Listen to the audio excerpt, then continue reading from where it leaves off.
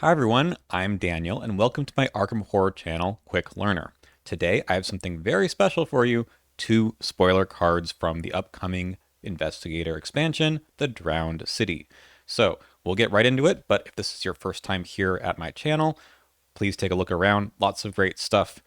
Leave a like, subscribe, all that fun YouTube stuff for the algorithm. All right, let's get right into the first one. We have actually 2 neutral cards for you, which is sort of exciting. There actually are neutral cards in this set. The first one is called Short Rest. This is a level 0 card, 1 cost event with 1 willpower icon, and it's myriad. This is a keyword that means you can have 3 of these in your deck. It's a spirit card, but neutral, so anyone can take it. And it has the ability heal 1 damage or 1 horror from an investigator or ally asset at your location. That's okay, not great, but the reaction at the bottom is really interesting. After investigator at your location plays short rest, play another short rest from your hand paying its cost. All right, so let's think about this for a second. In terms of healing at level 0, there's a number of other cards that heal, usually 2 damage or horror, or maybe 1 and 1 at once. So only doing one of those things is not great, although it can heal from anyone and it can heal from allies, which is not necessarily the case with other level 0 healing. And, well, I mean, again, just healing 1 isn't great. And especially for 1 cost. You've got things like emergency aid, logical reasoning that do a little bit extra. But it's neutral, so anyone can take this. Now, the spicy part, of course, is that reaction. It allows you to chain and get that extra healing. So having 2 of these played at once, or one after another rather, basically turns it into something like emergency aid or logical reasoning. Getting a third one, that's really interesting too. Like, that's better than any other level 0 healing, at least for the action cost. The resource cost there, you still have to pay 1 resource each time you play it, is maybe a little bit expensive for what you want to do, but think about all the ally healing you can actually do with this. So something like Guard Dog, Beat Cop, Vincent Lee would be interested in this for healing his weakness ally, which there's not a whole lot of ways you can do that. But one other thing we're missing here is that you actually get to play this on someone else's turn, perhaps. So if they play a copy of Short Rest, you play a copy, and now you've done a little bit of interesting chaining, right? So it kind of reminds me of Easy Mark from, I think it's Dream Eaters, which had the same sort of chaining ability for playing an event. This feels a little bit more interesting because it happens across players, so it actually rewards you for putting the same named card into multiple people's decks. Not obviously something that matters at solo. At 2-player, probably not going to line up that well. But imagine you have a Carolyn and a Vincent Lee on the same team in 3 or 4-player, and they just get all those cards out of their deck at once. It'd be pretty fun. So I would definitely wait until you have 2 of these in hand to play them, or maybe you communicate a bit with your team and say, hey, you want to take a short rest, take a quick coffee break at the diner? By the way, great art here, right? We got Tommy and I think that's Jim. I don't know what diner that is. I can't read the whole thing, but it's not Velma's. But this is a really cool idea, a concept that you get to play cards from your hand on someone else's turn. It's not the first time you could do that, but as far as referencing other the same name card in other people's hand, I think that is the first time that we've seen that in Arkham Horror, the card game. One other thing. Since it's neutral and anyone can take this, you might think about this as a way to, you already know, you don't know what your weaknesses are, but maybe if you're worried about those edge of the earth weaknesses, this is perhaps a better way of healing than, say, painkillers or smoking pipe, which only can do one of the type of healing, damage or horror, depending on which one you pick. This is pretty nice because it could solve anyone's edge of the earth weakness. And with Marion Tavares in this particular set, you might think about using her ability with this. And imagine if you play, so her ability is after you play an event on your turn, then you get to play another event and draw a card, which is really, really cool. So imagine you play this first, and then you play, say, Stand Together 3 with that ability, drawing another card. If you then find another copy of Short Rest in those 3 cards that you just drew, then you're still in that window of after you played Short Rest, you can then play that. speaking of, stand together would draw cards for someone else too, and maybe they would find another copy of Short Rest. So imagine the sort of cool chaining you can do with just a single action. Fun card. I think this is a really neat design for level 0 neutral, and I expect to put this in a Marion deck for sure.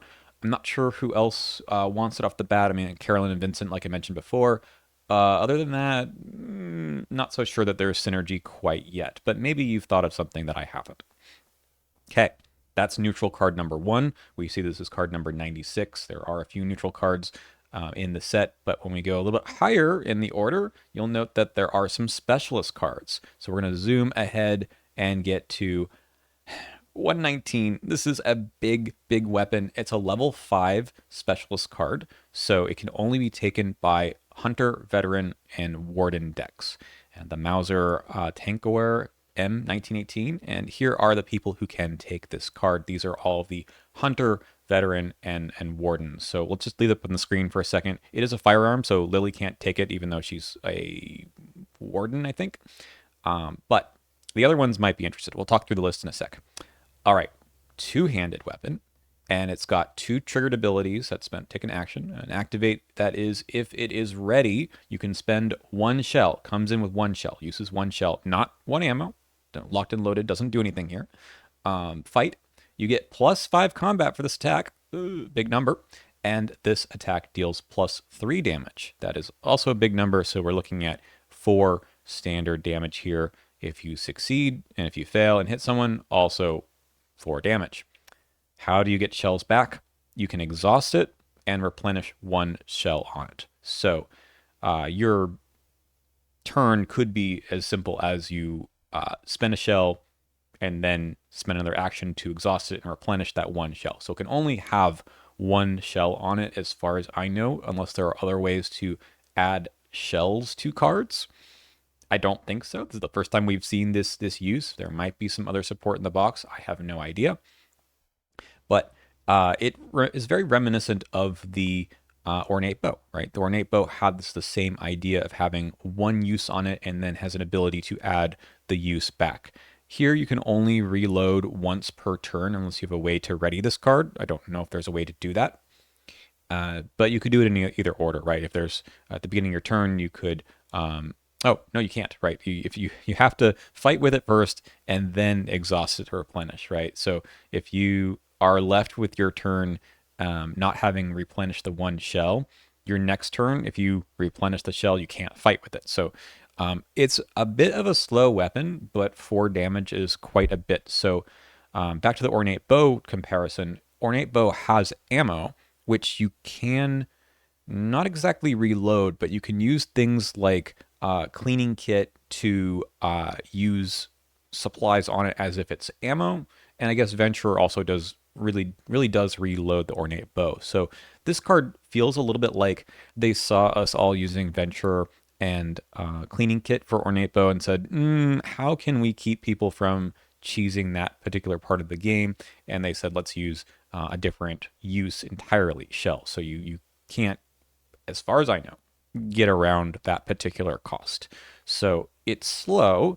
You might think of this as 2 actions for 4 damage or 1 action for 2 damage, right? Except for you have to do it all at once, which is maybe not what you want with little enemies. So I've talked about big guns before on my channel, and I've said somewhat negatively that they are tough to play around since they require you to put a lot into them. This is 5 XP. This is 2 hand slots. And you're not going to miss unless you draw the auto fail. Like +5 is a lot. But is that really what's necessary when you get some small enemies showing up? So boss, mini bosses, larger player counts, some sort of offhand weapon, Brand of Cthulhu, etc. That makes this, I think, go a little bit harder. But you kind of would like to use this all the time if you could. I wonder if the upcoming expansion, the campaign, the Drowned City, will have more 4 health enemies or 5 or something, because I often feel like you're not getting the most out of these sorts of weapons unless you have a lot of health to chew through. And it's easier when there's more enemies that have more health, rather than trying to I don't know, cobble together all the damage in your smaller guns. I mean, this at least never runs out per se, but if you miss, then um, that's pretty bad, right? There's not much you can do after that. There's no backup weapon inherent here. You're just hosed. I really love the art here too. I think it's pretty sick. There's a few seems like there's a few other World War One, the Great War influence cards in this set. I didn't put Michael McGlenn here because I have no idea if he can take it. I don't know if he's Hunter, Veteran, or Warden. Probably he's one of them. I just don't know. But his ammo ability, I think it's ammo, isn't going to really make sense with this either. So let's look at the investigators who we know can take it. It's an interesting bunch. So we've got our usual guardians here that you might expect. Mark, Nathaniel, Tommy. Well, not Nathaniel, but Mark, Tommy, Zoe, Leo. These guys really would, benefit from something like this if there weren't better in-class options. So how does this compare to something like Flamethrower, which is very similar in terms of the cost to put in your deck? And probably not as good, right? So that card lets you do also 4 damage and spread it across multiple enemies, and you don't have to worry about this exhausting. So do you want this in Guardian? Maybe not. You already have some big guns. Similarly with Tony Morgan, I'm not sure either. He's already getting the Gatling gun. He's already getting a lot of other big guns from other sets. So does this do something that those other guns couldn't? The +3 damage is better than anything else that Rogue gets, except for, again, the Gatling gun can kind of do that. It doesn't run out of ammo, so that's nice. So maybe you get the extra action to replenish pretty easily in Tony. So that's a maybe. And then we get to the other guys. So we're looking at Hank. Hank here, I think, and William York are the ones who don't have big weapons in class. Not really. You've got old hunting rifle, you've got chainsaw, but they don't do what this gun can do. So I don't know about Will York. I think his play style would be better off served for other kinds of weapons because you're going through them and playing them from your discard pile often. But at the very least, he can, if this gets into his short supply, you can play it from the discard. So that seems fine. I can see a deck where this is fine. But for Hank, I think this is pretty good. It's kind of funny, the farmhand running around with this giant gun from the war, but I think this might put him in a spot where you can say, yeah, I can do a lot of damage and not have to worry too much about where that's coming from. He additionally has, a lot of other innate skills that can help do extra damage, like long shot. He's got, I guess the strong armed won't help do extra damage here, but it will help avoid the auto fail. Survivors in general can help with the auto fail, so that's pretty cool. Then we got a couple mystics. Again, not Lily, but Dexter and Father Mateo. And they only have 2 for Father Mateo and 3 for Dexter in terms of their combat skill. So +5 looks really good. Like, this is maybe something you could have some fun with. Is it good? I don't know. I mean, Dexter probably doesn't want to keep putting this in and out of play, but maybe that would be fun. He is a veteran, right? So it kind of makes sense that he could take the gun and maybe have something cool he could do with it. I honestly don't know, but with the rogue subclass, he could probably make this work if you don't want to go into your mystic spells. It's a good use of your hand slots, perhaps. So I can see a fun deck there. Just thinking that one through. Father Mateo, maybe, maybe. You want to do something with the hand slots? That's not the usual stuff. Sure, play the giant gun. All right, that is it for the spoiler cards for me. I've had a good time sharing them with you. I hope you are interested in playing at least one of them in one of your first decks that you are going to play with the Drowned City. I'm, like I said, probably going to put that short rest into my deck for Marion, because that's who I think I'm going to play first off. But thanks for joining me, and enjoy the rest of spoiler season. And thank you, of course, to anyone who's been supporting me on the channel for the last few years. I greatly appreciate it.